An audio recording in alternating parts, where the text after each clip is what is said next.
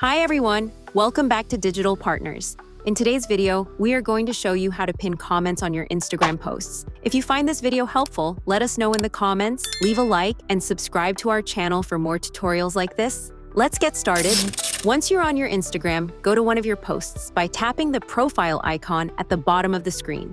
Choose one of your posts and tap the speech bubble icon to open the comment section. Then, press and hold the comment you want to pin.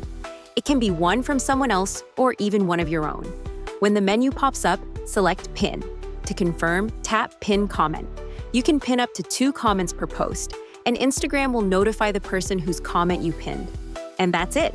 Now you know how to pin comments on Instagram. We hope this tutorial was helpful. If you have any questions, feel free to drop them in the comments. Don't forget to like, subscribe, and hit the bell so you won't miss our upcoming tutorials. Thanks for watching Digital Partners, and I'll see you in the next video. Bye.